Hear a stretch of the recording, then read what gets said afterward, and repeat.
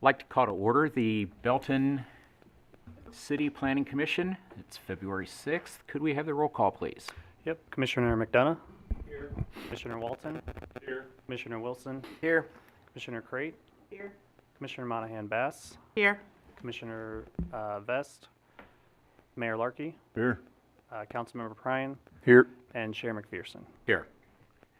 So, would take a moment to, as we get started, to welcome Commissioner Crate to the Planning Commission. Your first time with us, and we are glad to have you joining and being a part of us. And look forward to working with you.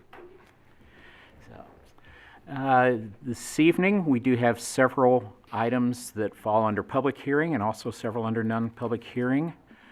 But our first item of business would be the approval of our minutes from the January 16th Planning Commission that have been printed and made available to you. Are there any corrections or additions, anything that need to be made? If not, would entertain a motion for approval. I make a motion, we approve the minutes from the last meeting. All right, thank you. Second. Motion and second. All those in favor of the approval, say aye. Aye. Any opposed? All right, those have been approved. We will call to order our first item, which is a public hearing. This is for PDP 2023-05, an application for preliminary development plans for the development of a Cass County Sheriff's Office, group living facility, and commercial pad sites for property generally located near the southwest corner of North Scott Avenue and 155th Street. And I'm going to ask the city planner, Ms. Fernandez, to present this for us. Thanks. An application was filed to preliminary plat a 7.6 acre property at the southwest corner of 155th Street and North Scott Avenue into 4 lots and 1 tract to develop a 9,900 square foot Cass County Sheriff's Annex and a 10,000 square foot group living facility and 2 commercial pad sites for a potential hotel and restaurant. The property is currently zoned C2 General Commercial and is vacant. The property is subject to C2 zoning standards as well as the North Scott overlay, and currently neither of those allow for a group living facility, but would be allowed if the proposed UDC text amendments for group living are approved, and if approved as proposed, the group living facility is required to obtain a special use permit approval to or concurrently with a final development plan for the facility. The plan meets all site design standards, and the applicant has requested modifications to reduce the front setback from 30 feet to 12 feet along the access drive. I can point out where that is once we get to the site plan. The plat includes 4 lots and 1 tract. All lots meet and exceed the minimum lot size requirements for C2 zoning districts, and tract A, 1.41 acres, contains the proposed access drive and detention area that would be maintained by the property owner. The plat includes 2 access drives off of County Line Road and 155th Street, as well as the proposed access drive over the railroad to connect to North Scott Avenue. The connection over the railroad would require an access or utility easement to be recorded separately in partnership with the railroad to secure the second point of access to the rear portion of the site prior to the submittal of the final plat and final development plan.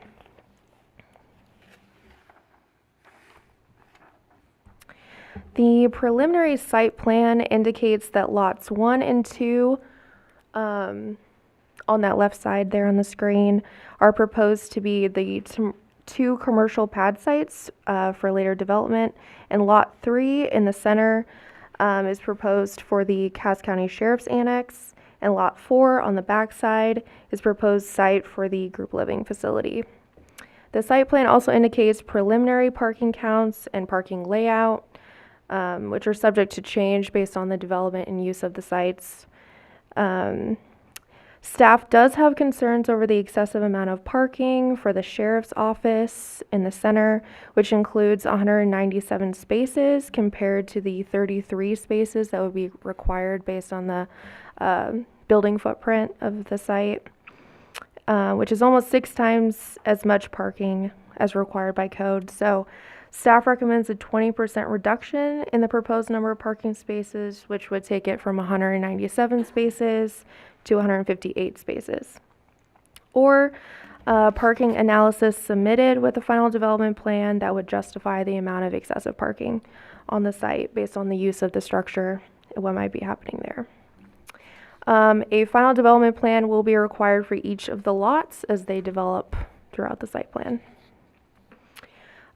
Staff recommends approval of the application for preliminary plat and development plan for the Cass County Sheriff's Office complex with the 4 conditions listed in the staff report. That concludes my presentation. If you guys have any questions. And do we have a representative from the applicant? Since we are in public hearing, would anyone like to speak on behalf of the application?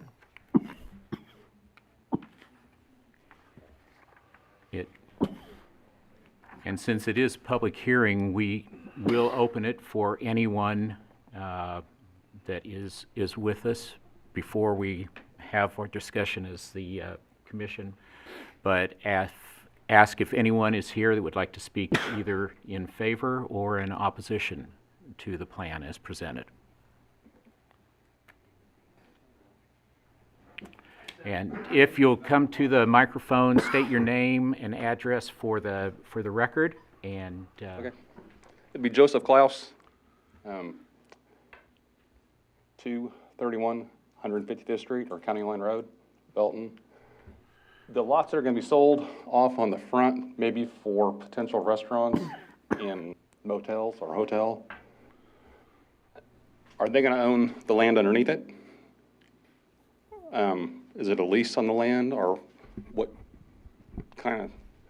The only thing I worry about, you know, in the past, the Belton Inn's been next to us, and under current city laws and ordinances and enforcements, it got pretty nasty there the last 10, 12 years, which nobody could do anything about, or would do anything about, you know, until it finally festered to a head. Mm-hmm.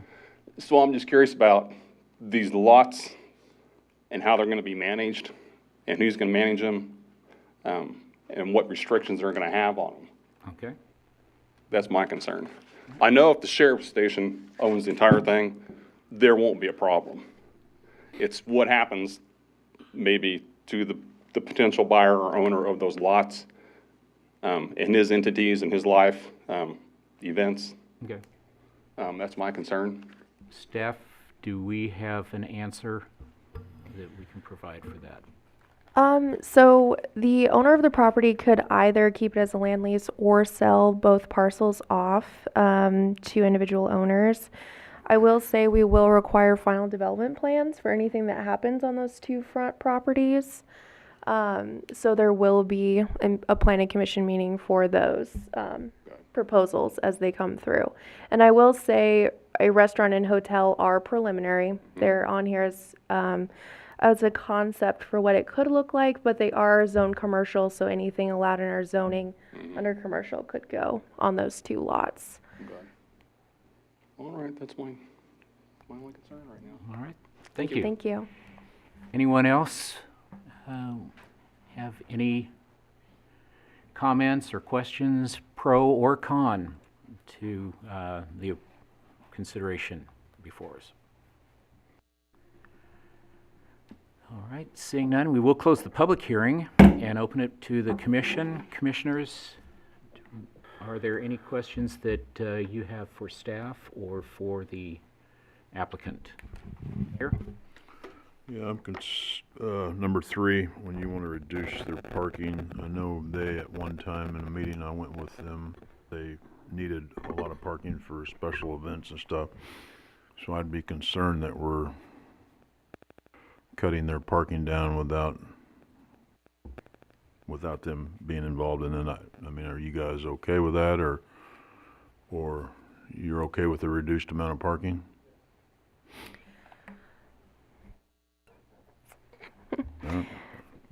We thought a 20% reduction would be somewhat better than the 197 spaces. Well, I mean, if they need the parking, they need the parking. I don't want to reduce the parking just because it makes it look good. If they need the parking for their operations, I want to make sure they got enough parking. Yeah, and that's why we also built in that caveat as they finalize their plans and they determine that they do need the full 197 spaces, as long as they can provide us with just a summary of how that's going to be used, that's something that we could approve.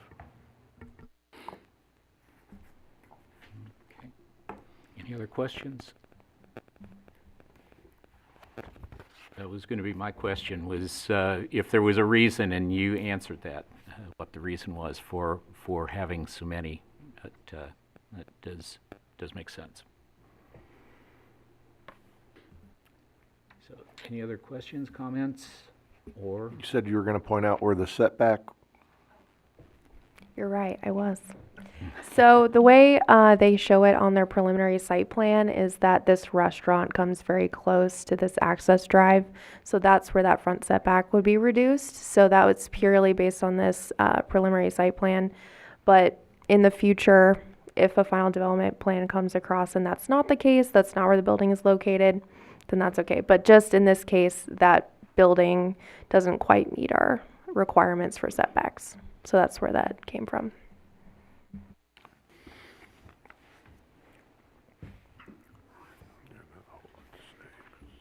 Mr. Commissioner.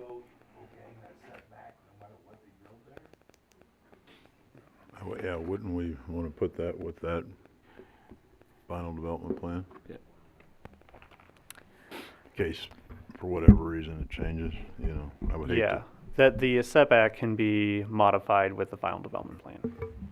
So if we were to make that recommendation, they accept it with the reduced setback, they could always, when they come back to build, if they want to go within our code, then there's no problem that way. Yeah, But it we would doesn't- just not, they would not have to come back to have it reduced then at that time. Is Correct. that It could be as low as 12, but it could be greater than that. Okay.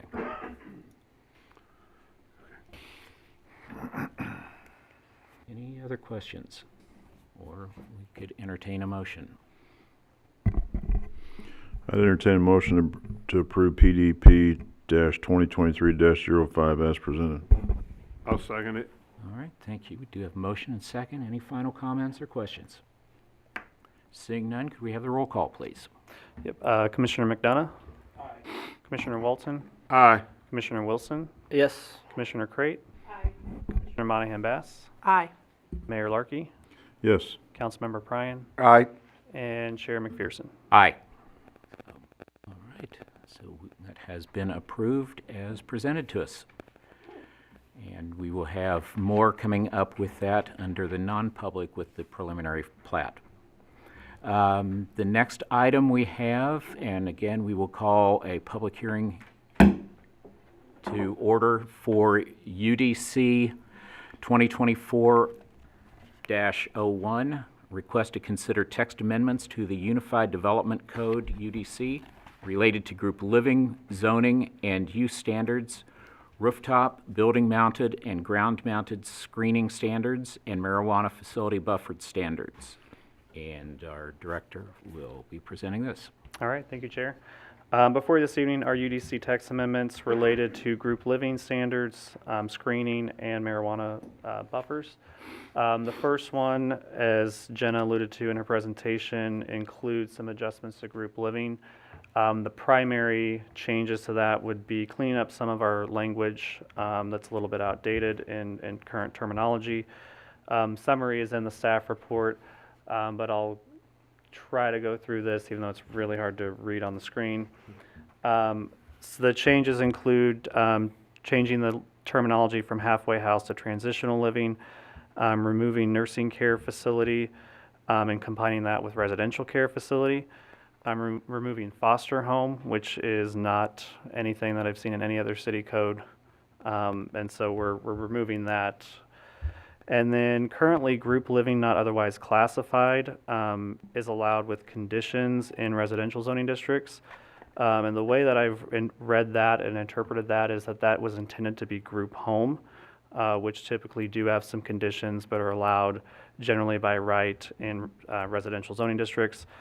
So the big change here would be to add group living not otherwise classified and allowing that as a special use permit in multifamily zoning districts, Parks and Recreation, Office, and C2. The C2 zoning district would then make it allowed with a special use permit for a group living facility on the sheriff's annex property, as we just discussed. And there would be some conditions that go along with that as part of the special use permit, as part of that review. In terms of the changes to the special use standards for traditional or for transitional living, those are all remaining the same. We've just cleaned up some of the language to where it was referencing the distance separation from other group living uses, and we've just updated that terminology. For group living otherwise not classified, which again would accommodate all other group living facilities with a special use permit, we're proposing to keep the same distance standards where they have to be at least 1,500 feet from any other type of group living facility, and that the buildings and properties maintain an exterior appearance that is reasonably conforms to the neighborhood in which it is proposed to be located. So if it's a group living facility in a residential area, it matches the residential character. If it's in the commercial area, it matches the commercial character. And then for assisted living and residential care facilities, the only condition on that, currently the condition is that they not be permitted within 1 square mile of any other residential care facility. As those are generally more multifamily residential in nature, we're proposing to remove any restriction on distance from other assisted living facilities and just have a requirement that they be accessed from collector or arterial streets, so they're not in the middle of residential neighborhoods, but generally on the perimeter. And then same with group homes, we are proposing to keep the same 1,500 square foot or 1,500 foot separation that currently exists at this time. Also, I'll point out that not only is the special use permit required citywide, but those same zoning district standards would apply in the North Scott corridor as well, for which the sheriff's annex is included.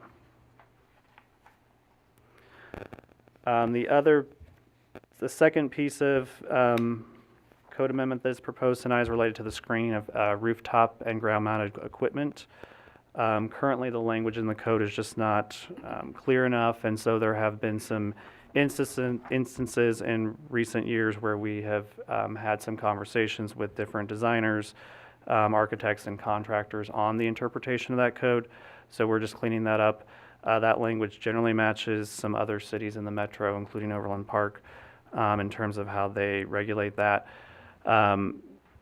The big thing is just that the height of the screen of the parapet or the rooftop screen has to at least be the same height of the mechanical unit.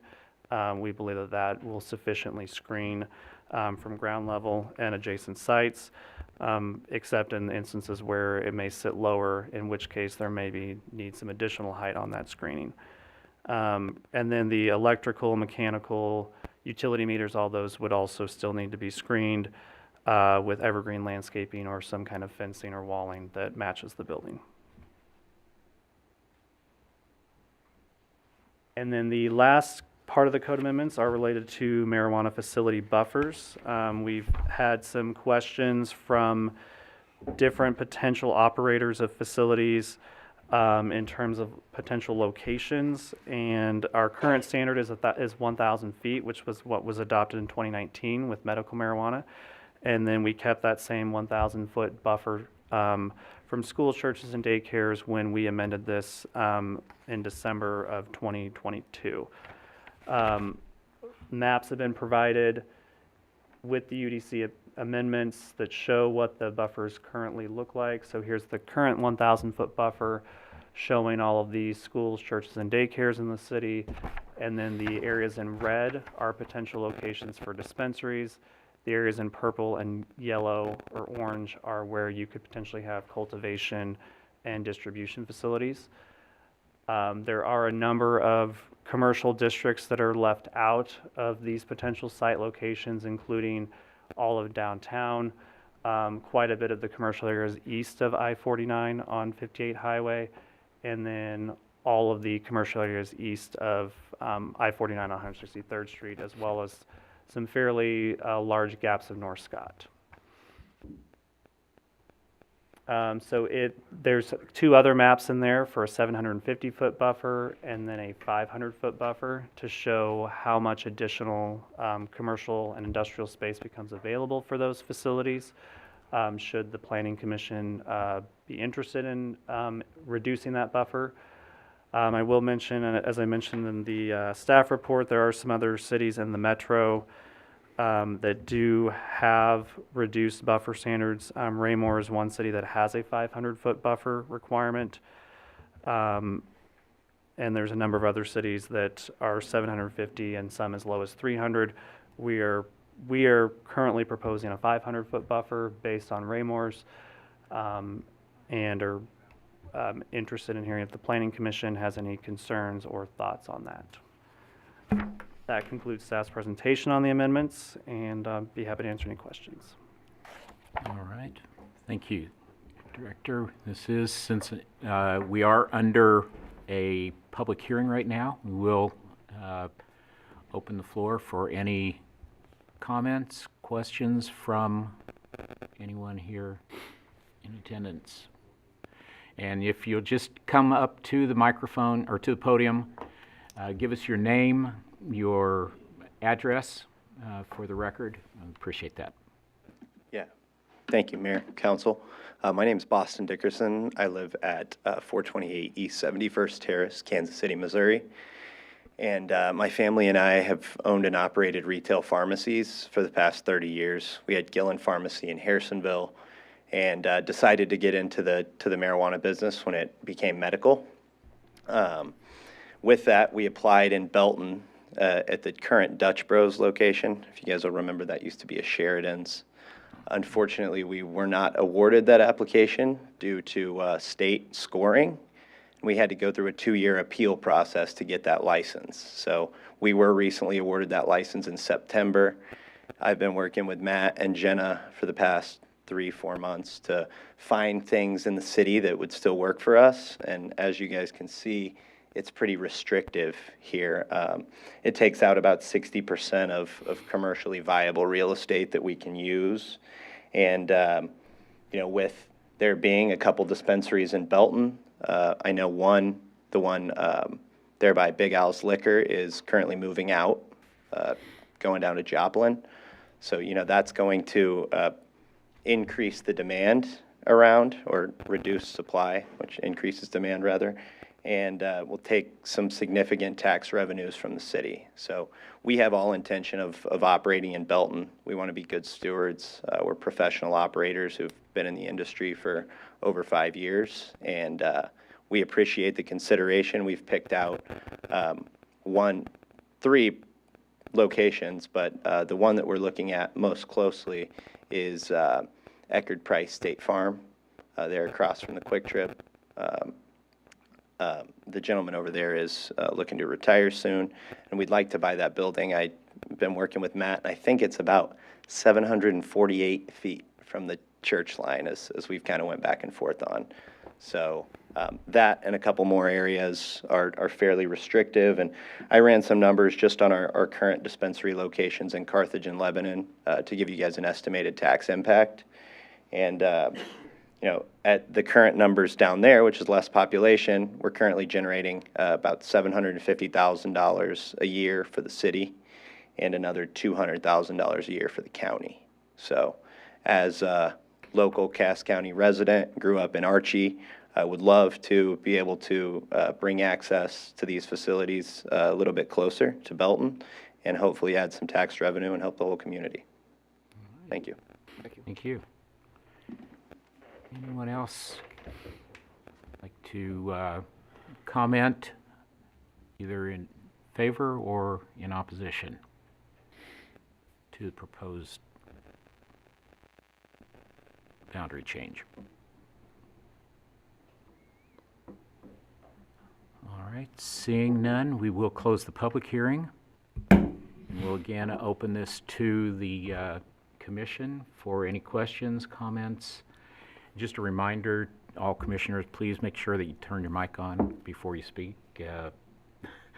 I get the note passed from the back every once in a while if they can't hear us. So just a reminder on that.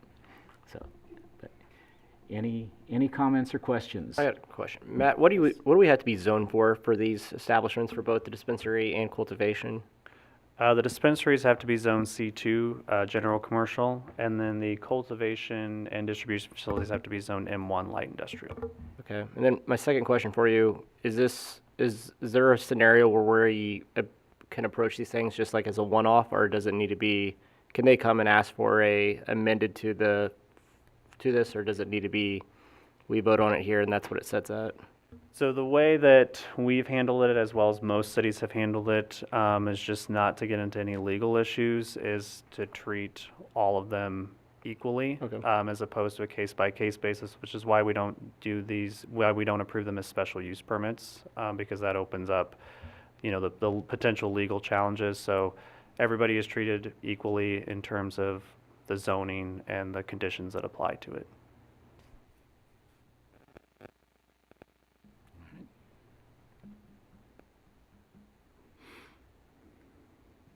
Any other questions or comments?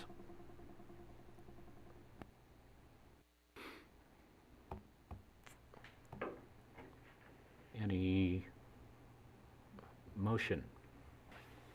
Make a motion to approve. Okay. I'll second it. Motion and a second. Any final questions or comments before we vote? Seeing none, could we have the roll call, please? Yep. Commissioner Monahan Bass. Aye.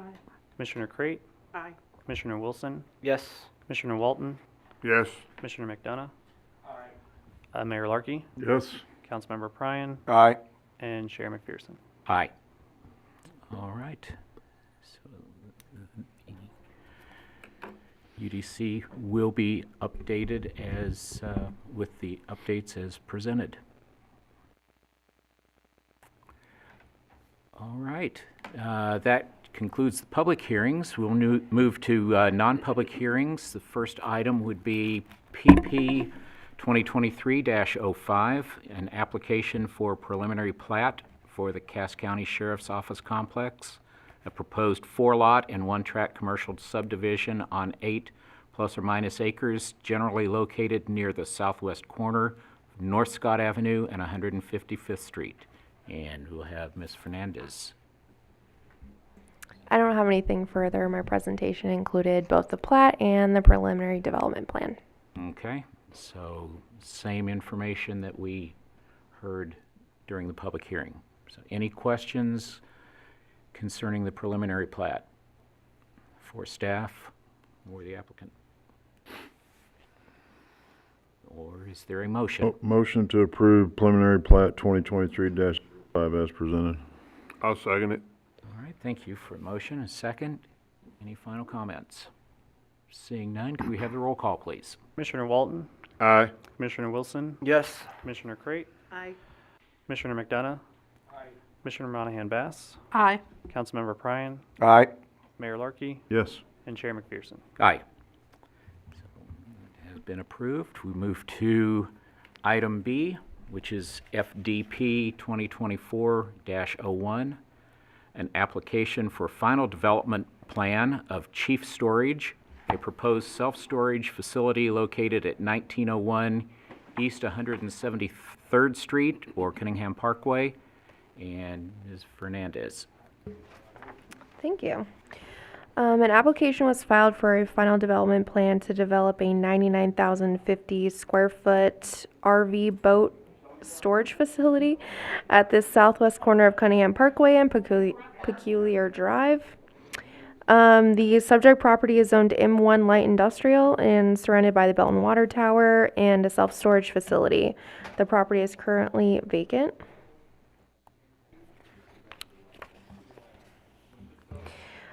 The property is subject to compliance with the M1 light industrial standards of the UDC, which permits the development of a mini warehouse facility. The plan meets all site design standards and parking requirements, and the applicant has not requested any modifications.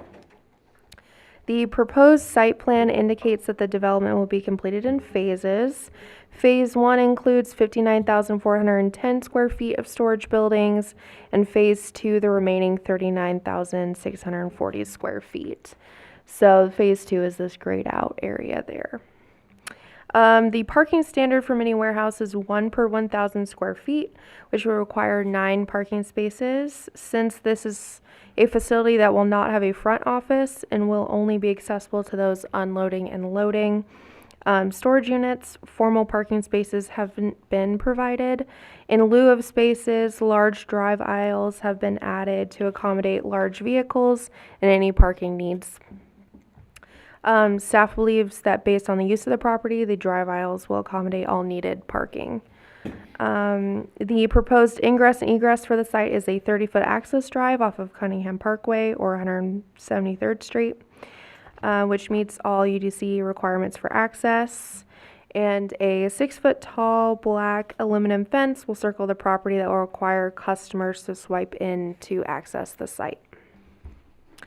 5-foot sidewalks are existing along Cunningham Parkway, so no additional sidewalks have been required in this case.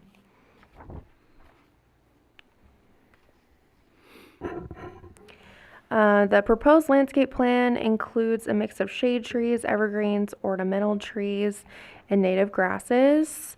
Most of these cluster around the entrance to the property and along the western property line to the south. And in addition to all of the plantings provided, a berm is proposed along the west side of the property that ranges from 2 feet to 6 feet, 2 feet at the north side, going to 6 feet to the south.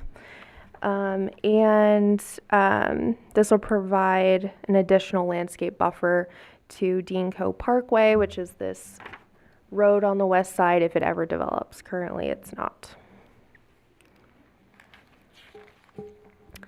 On-site detention is proposed on the southern end of the site, this area here, and that will be planted with native grasses as well.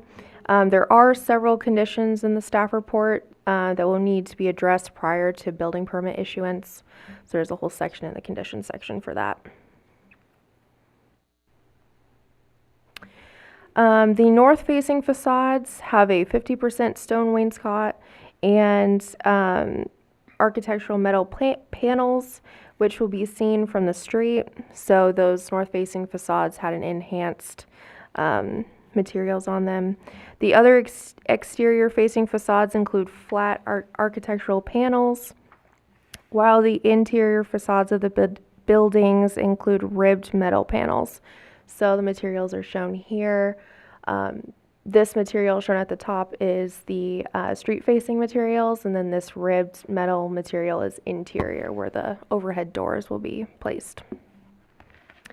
All proposed overhead doors will face internally and will not be seen from the street, and the building facades are staggered throughout the site based on the varying sizes of the units, which adds a little bit of interest and some facade articulation.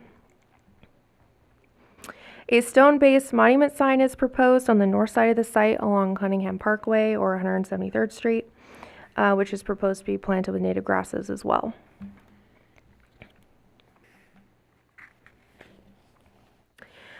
Based on the findings of fact, this chief storage facility meets all city standards and requirements in the UDC, and staff recommends approval with the 5 conditions, which include those for the detention area prior to building permit issuance.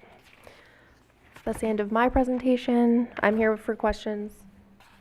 I believe the applicant is here as well. All right. Does anyone from the applicant want to add anything to what staff presented?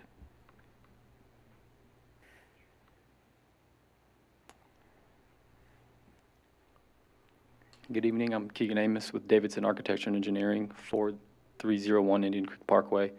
I'm accompanied by chief storage owners here, and we're in agreement with all the staff recommendations around the detention area. So, thank you. All right, thank you. All right, are there any questions? for staff or for the applicant? Curiosity more than anything, there's no office there, so you just sign up online? Yeah, that's correct. The future.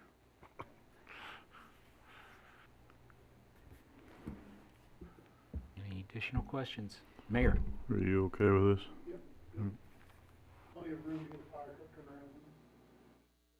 Good deal. Okay.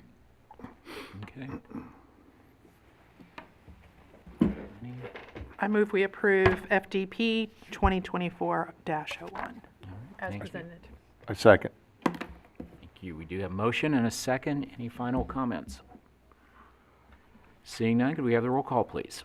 Commissioner Crate, Aye. Commissioner Wilson, Yes. Commissioner Walton, Yes. Commissioner McDonough, Commissioner Monahan Bass, Aye. Councilmember Prine, All right. Mayor Larkey, Yes. and Chair McPherson. Aye. All right. And we will move on to final non-public hearing item, which is FDP 2024-02, an application for final development plan for U-Haul moving and storage facility, a proposed self-storage and vehicle rental facility located at 16310 and 16350 Cornerstone Drive. Ms. Fernandez? Thank you. An application was filed for a final development plan to develop a 37,913 square foot self-storage, truck rental, and retail sales building, and a 17,194 square foot U-Box storage building at the southeast corner of Stone Ridge Drive and Cornerstone Drive. The subject property was rezoned to M1 Light Industrial and is currently vacant. The property is subject to compliance with the M1 Light Industrial standards of the UDC, which permits the development of a mini warehouse, and the property was rezoned in a preliminary development plan approved in April 2023. The plan meets all site design standards and parking requirements except for modification requested to increase the number of allowed wall signs from 3 per building to 4. There are 2 buildings on this site. The 3-story building with the 37,913 square foot building footprint will be utilized for the self-storage, truck rentals, and retail sales, so this larger building here. And the 1-story U-Box building will be utilized for interior storage on this side. The buildings are oriented along Stone Ridge Drive and I-49, so I-49 is located on this side. The site plan's a little flipped around. And with parking and pedestrian entrances located in the rear. The site plan includes 51 customer spaces, 3 ADA spaces, and 13 display spaces, totaling 67. In addition to 3 shunting lanes proposed for the truck rental staging here. This provides a slight decrease in the parking from the preliminary development plan at the request of staff. So we took out some parking spaces to get it towards the requirement a little bit more. The proposed ingress and egress for the site are 3 35-foot access drives, 1 from Stone Ridge Drive and the other 2 from Cornerstone Drive, which meets all requirements for access. 5-foot sidewalks are proposed around the entire perimeter of the site, along the streets there. And they also added an internal sidewalk connection from the self-storage building to that sidewalk on the public street. The proposed landscape plan provides a mix of shade trees, ornamental trees, shrubs, native grasses, and plants. The amount of landscaping on the site was really maximized, utilizing larger landscape islands, foundation plantings, and detention areas to add more interest and soften the exterior of the property or exterior facades. The on-site detention has shifted a little bit from the preliminary development plan. In the preliminary development plan, it was proposed to be all underground detention. They have added 2 smaller detention areas above ground here on this side and along here as well. These will be planted with native grasses as well, so it will match nicely with the landscape plan.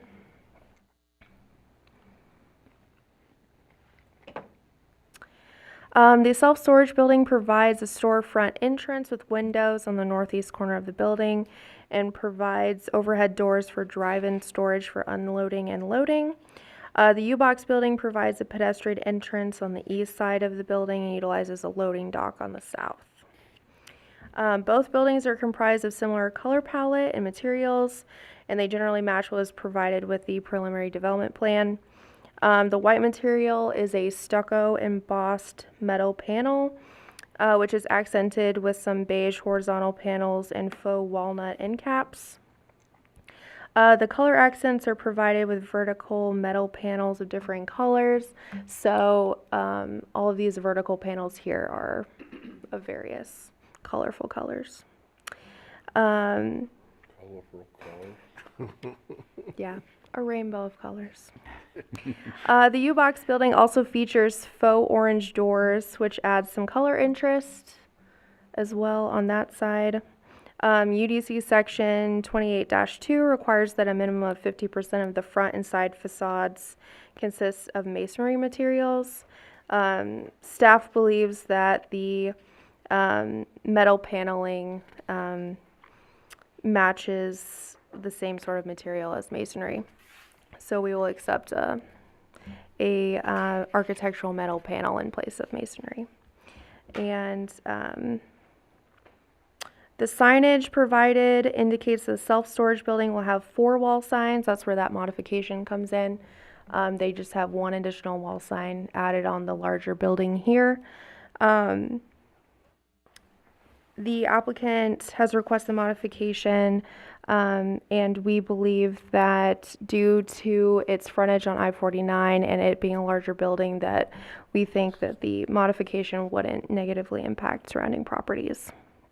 And the U-Box building is proposed to have 3 allowed wall signs. Based on the findings of fact, the U-Haul moving and storage building meets all city standards and requirements in the UDC outside of the modification requested. And staff recommends approval of the final development plan for U-Haul moving and storage with these 7 conditions listed in the staff report. That concludes my presentation. I'm here for questions, and I believe we might have some people on Zoom. Okay. We also have somebody in person. Anything that you'd like to add to our staff report? Not at this time. Okay, very good. Any questions? Mr. Chair, I'd make a motion to approve the final development plan 2024-02 as presented. All right. I second. I'll second it. And 2 seconds. We have a motion in 2 seconds, so we're good. Any final questions, comments from anyone? Seeing none, can we have the roll call? Commissioner Monahan Bass. Aye. Commissioner Crate. Aye. Commissioner McDonough. Aye. Commissioner Walton. Aye. Commissioner Wilson. Yes. Councilmember Pryan. Aye. Mayor Larkey.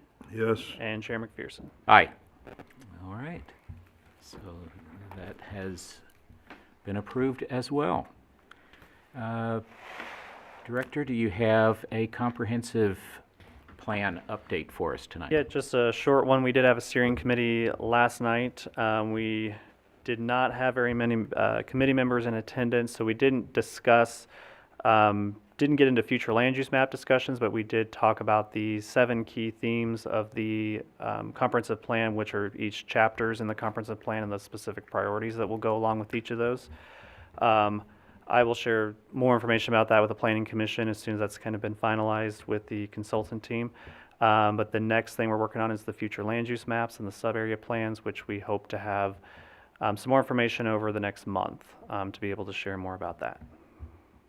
All right. And anything else that you have to report for us this evening? I do not. Our next meeting was scheduled for February 20th. However, since all of the agenda items tonight were approved and nothing was continued, we will not need to have a meeting on February 20th. So we will cancel that. All right. So we did good tonight. It must be because we had Commissioner Crate join us, that's why we got it all done so well. So. I will also mention that Commissioner Vest did submit her resignation today, so we appreciate her service over the past several years on the commission, and we will look to fill her seat as soon as we can. Very good. Yeah, she's been a great part of the commission. We will miss her. I wish her well as she moves forward. So. All right. Is there a final motion? My head automatically goes that way. We have a motion and a second. All in favor say aye. Aye. Any opposed?